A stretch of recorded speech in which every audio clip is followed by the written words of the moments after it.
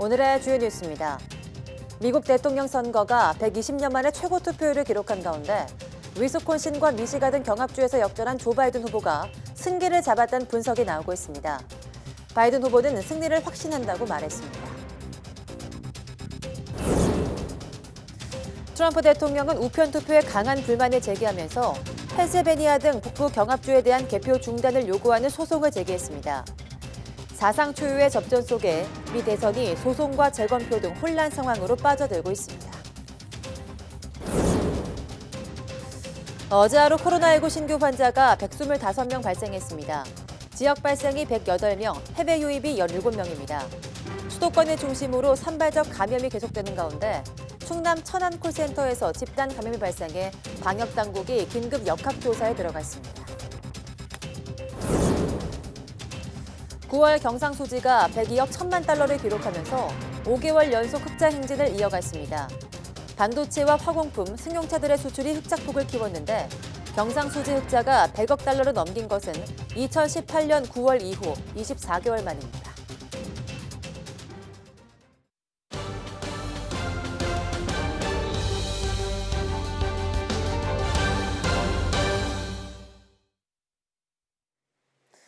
여러분 안녕하십니까? 11월 5일 사이언스 투데이입니다. 미국 대통령 선거가 혼전을 거듭하는 가운데 조 바이든 민주당 후보가 경합주 미시간과 위스콘신에서 승리하는 것으로 집계되고 있습니다. 바이든 후보는 승리를 확신한다고 말했는데요. 우리 시각으로 오늘 아침 연설한 내용 직접 들어보시겠습니다.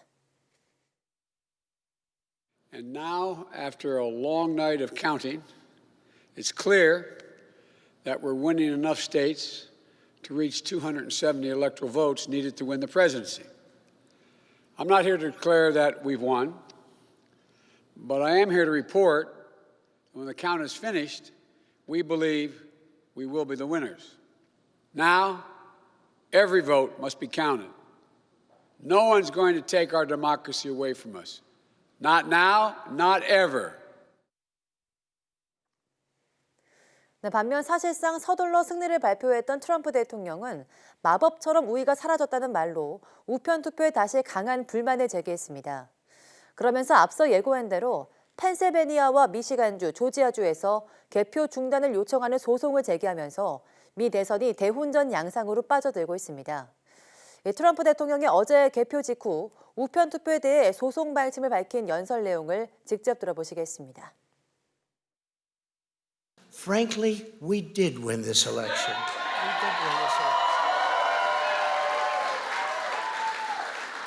So our goal now is to ensure the integrity for the good of this nation. This is a very big moment. This is a major fraud in our nation. We want the law to be used in a proper manner. So we'll be going to the U.S. Supreme Court. We want all voting to stop. 트럼프 미국 대통령의 우편 투표 관련 소송 예고에 대해서 바이든 후보 측이 법률팀이 대기하고 있다고 밝혔습니다. AP통신은 바이든 캠프에서 트럼프 대통령이 제대로 된 개표를 막기 위해 법정에 가겠다고 위협하고 있다면서 이를 저지하기 위한 법률팀이 대기하고 있고 승리할 것이라는 성명을 냈다고 전했습니다. 젠 오말리 딜런 선거대책본부장은 트럼프의 발언이 미국 시민들의 민주적 권리를 빼앗으려는 노골적 시도라고 비판하고 전례가 없고 틀렸다고 강조했습니다. 네, 치열한 혼전 양상을 보인 올해 미국 대선, 120년 만에 가장 높은 투표율을 기록한 것으로 확인됐습니다. 최소 1억 5,980만 명의 유권자가 표를 행사했고 이는 역대 미 대선 사상 가장 많은 투표자 수였습니다. 이 밖에도 2,280만 명의 미국인들이 TV 개표 상황을 지켜본 것으로 중간 집계됐습니다. 박철원 기자입니다. 이번 미국 대선에서 표를 행사한 미국인은 최소 1억 5,980만 명으로 추산됐습니다. 이는 역대 미 대선 사상 가장 많은 투표 참여자 숫자였습니다. 지난 2016년 대선 당시 투표자 1억 3,660만 명보다 2,300여만 명이나 더 많습니다. 올해 선거에서 투표 자격이 있는 전체 미국인이 약 2억 3,920만 명임을 감안하면 66.8%의 투표율로 집계됩니다. 120년 전인 1900년 이후 미국 대선에서 가장 높은 투표율을 기록했다는 보도가 이어지기도 했습니다. 투표율이 이처럼 사상 최고치를 기록한 것은 사전투표 열풍이 있었기에 가능했던 것으로 보입니다. 현장 투표와 우편 투표를 합친 사전 투표자 수도 총 1억 명을 넘어섰습니다. 특히 우편 투표자 수는 4년 전보다 2배 이상 늘어났다고 MBC 방송은 전했습니다.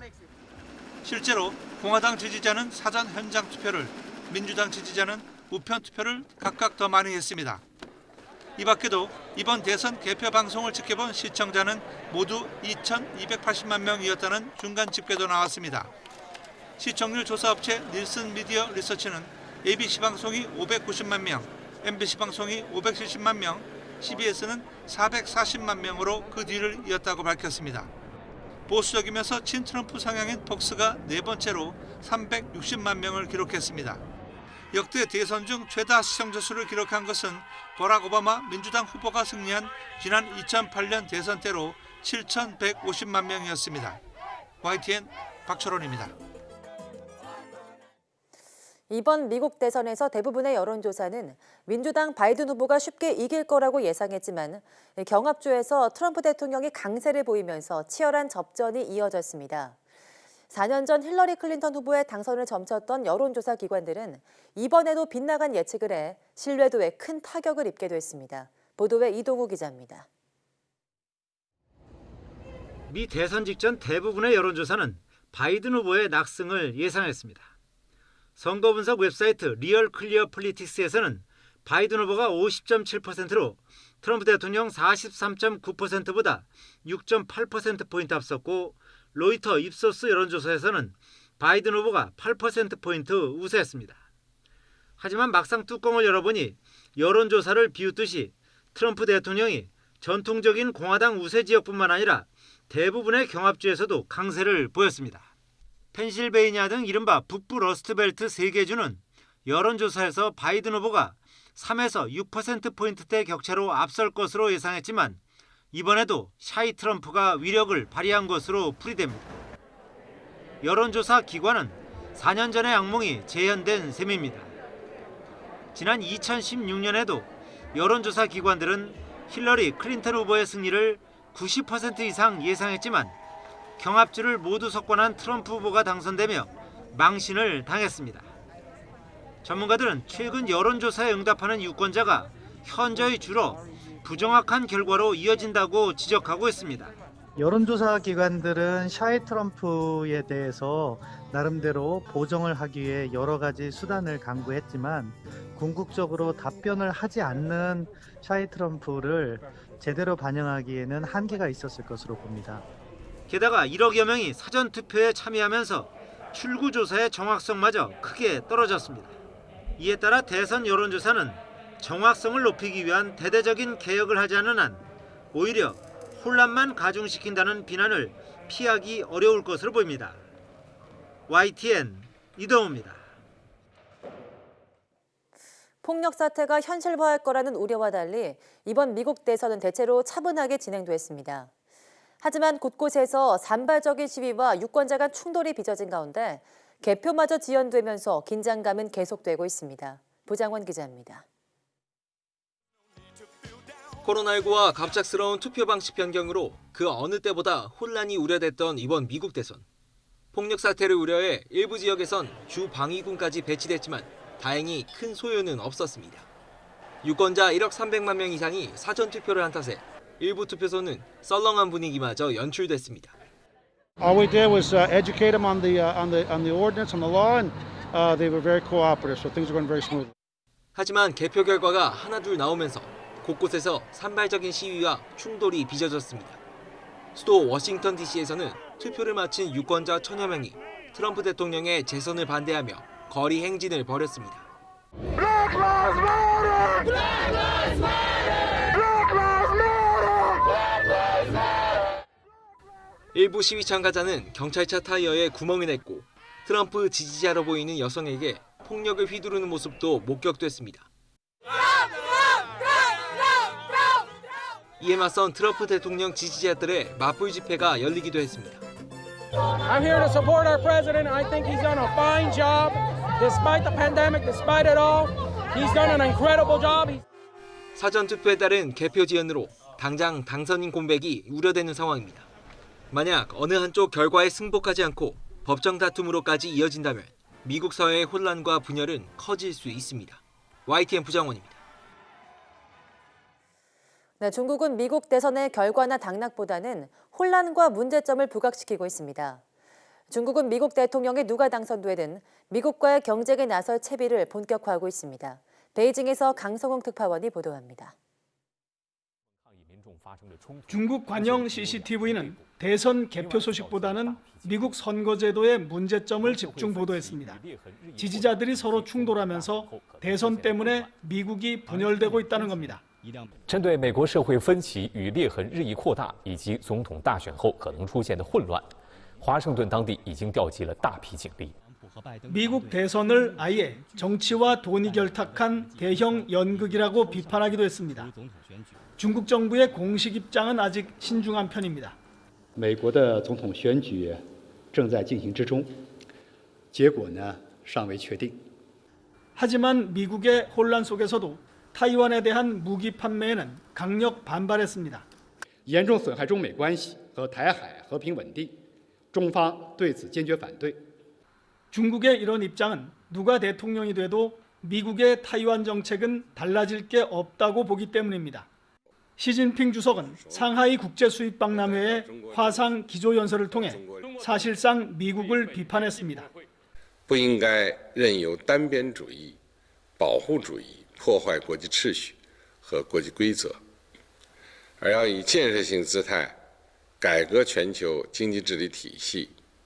중국이 세계 경제 체제의 개혁을 제기한 것은 미국의 경제 패권에 도전하겠다는 뜻으로도 들립니다.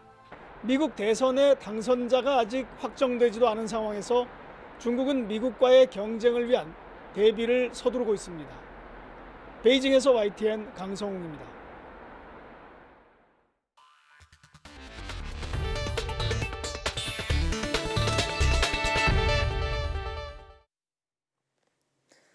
코로나19 신규 환자가 125명으로 어제보다 소폭 증가했습니다.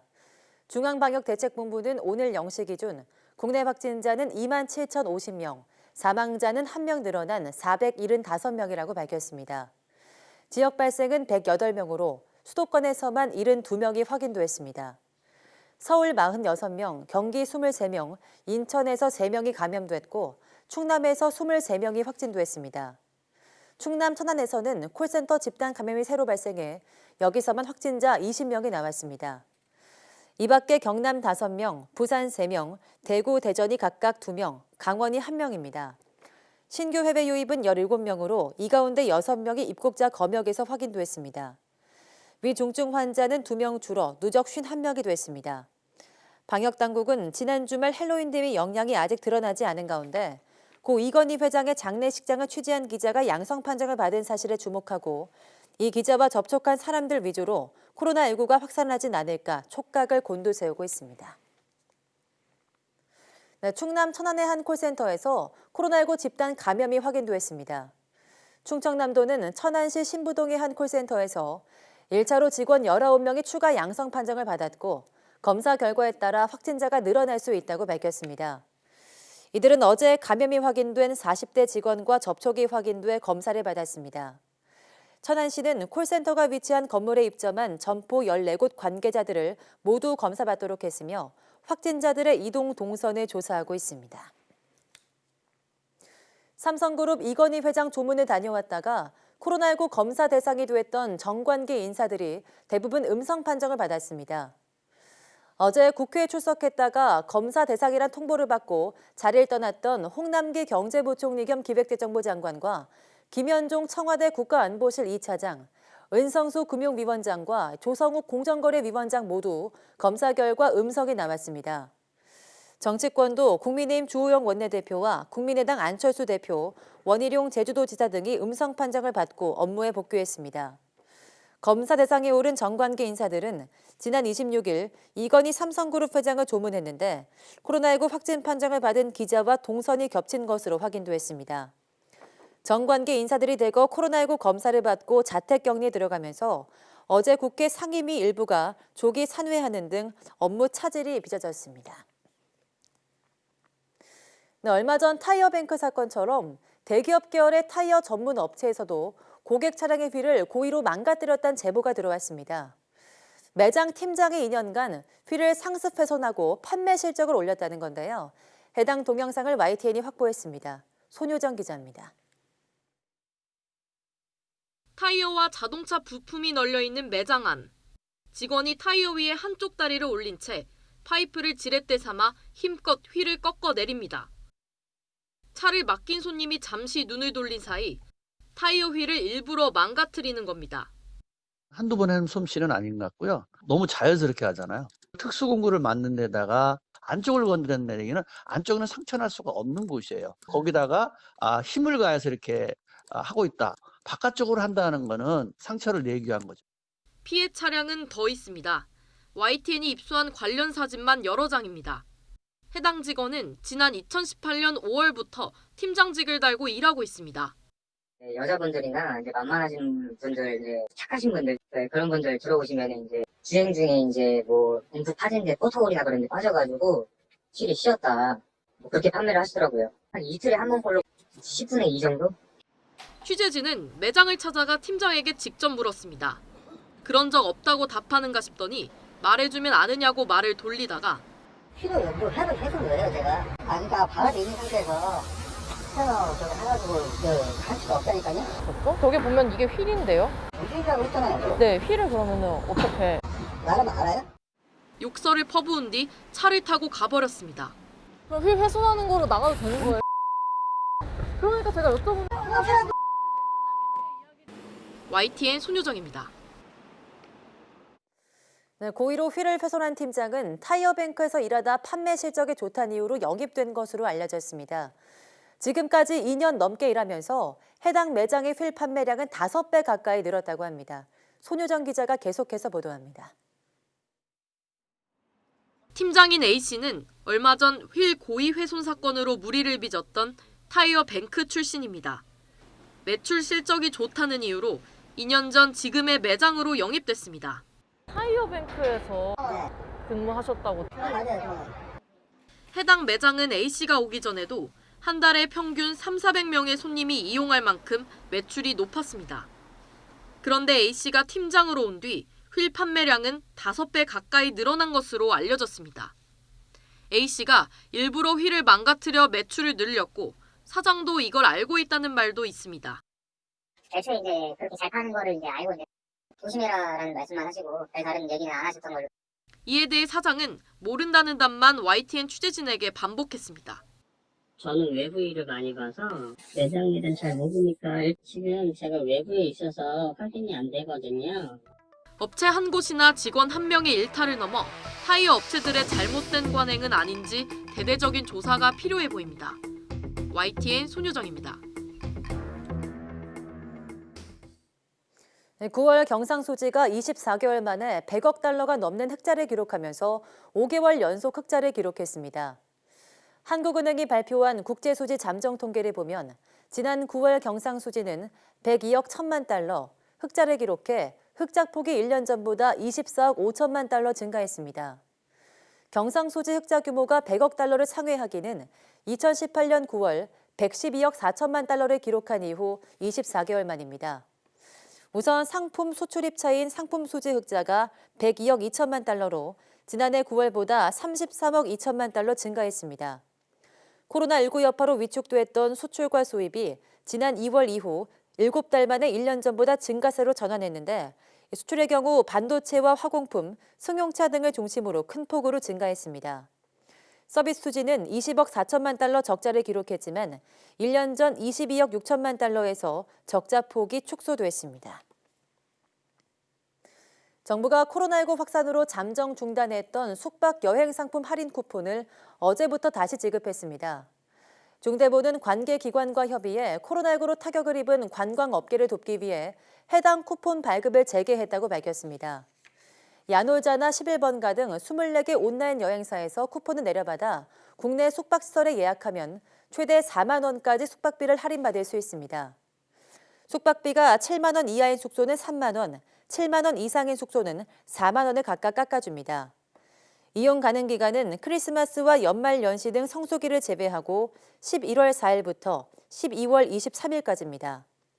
쿠폰을 발급받으면 당일 오전 10시부터 다음 날 아침 7시까지 21시간 내 숙소를 예약해야 하고 쿠폰을 발급받고도 사용하지 않으면 자동 무효 처리됩니다.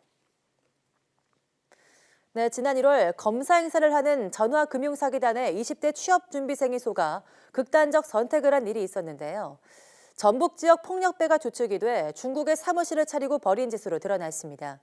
경찰이 조직원 90여 명을 붙잡았습니다. 김종호 기자입니다. 내 아들을 죽인 얼굴 없는 김민수 검사를 잡아달라는 아버지. 지난 2월 청와대 국민청원 게시판에는 20대 취업준비생 아들이 검사 행세를 한 전화금융사기단에 속아 극단적 선택을 했다는 글이 올라왔습니다. 이 아들을 속인 전화금융사기단 모습입니다. 중국 칭다오에서 또 다른 피해자와 통화하고 있습니다. 본인한테 나중에 불이익이 갈 수가 있어요. 네, 조심 좀 해주십시오. 저는 이제 홍종택 검사예요. 전북 지역 조직폭력배가 중심이 된 이 조직은 지난 2015년부터 중국 8개 지역에서 전화금융사기단 사무실을 운영했습니다. 검사 행세를 하거나 금융기관으로 위장하는 전형적인 금융사기 행각을 벌였습니다. 여기에 대해 의심하는 사람들에게는 영상통화를 하자고 해 허위로 만든 검사 사무실과 신분증을 보여주기도 했습니다. 드러난 것만 300여 명이 속아 모두 100억 원을 건넨 거로 조사됐습니다. 피해자의 계좌가 범죄 사건의 대포 통장으로 이용되었다며 송금을 유도하거나 금융기관을 사칭하면서 저금리로 대안대출을 해주겠다면서 송금을 유도하는 수법으로 경찰은 조직원 가운데 93명을 붙잡아 26명을 구속하고 실제로 20대 취업준비생에게 김민수 검사라며 전화를 건 조직원을 추적하고 있습니다. YTN 김종호입니다. 고병원성 조류 인플루엔자 AI가 발생한 영국산 가금류와 가금육 수입이 금지됐습니다. 농림축산식품부는 영국 북서부 채셔주 농장에서 AI가 발생해 어제부터 영국산 닭과 오리 등 가금류와 닭고기와 오리고기 등 가금육의 수입을 금지한다고 밝혔습니다. 농식품부는 최근 독일, 러시아, 영국 등에서 고병원성 AI가 확진되는 등 세계 여러 지역에서 질병 발생이 증가함에 따라 살아있는 가금과 조류에 대한 바이러스 검사 등 수입 검역을 강화했습니다. 영국 하원이 코로나19 봉쇄 조치를 승인했습니다. 이에 따라 잉글랜드 지역은 5일부터 다음 달 2일까지 봉쇄 조치가 적용됩니다. 현지 시간 4일 영국 하원은 찬성 516표, 반대 38표로 코로나19 봉쇄 조치안을 통과시켰습니다. 제1야당인 노동당이 당론으로 찬성 의사를 표시한 만큼 반대표는 봉쇄 조치가 경제에 미치는 영향을 우려한 보수당 의원들이 대부분인 것으로 추정됩니다. 하원 승인에 따라 5일부터 12월 2일까지 잉글랜드 전역의 비필수 업종 가게, 펍과 식당 등의 영업이 중단됩니다. 다만 포장과 배달은 가능합니다. 지난 3월 도입된 제1봉쇄 조치와 달리 학교와 대학 등은 문을 열 예정입니다. 다른 가구 구성원 중 1명과 만나는 것도 허용됩니다. 코로나19 2차 유행에 직면한 이탈리아에서 전국적인 야간 통행 금지 등 한층 강도 높은 제한 조처가 시행됩니다. 이탈리아 주세페 콘테 총리는 현지 시간 4일 이 같은 내용의 추가 방역 대책안에 서명했습니다. 이에 따라 현지 시각 5일부터 매일 밤 10시에서 다음 날 오전 5시까지 전국적인 통행 금지가 시행됩니다. 또 전국 모든 고등학교 수업이 원격으로 전환되고 버스, 지하철 등 대중교통 정원도 50%까지만 탈 수 있습니다. 전국의 박물관, 미술관도 폐쇄되고 휴일엔 쇼핑센터도 문을 닫습니다.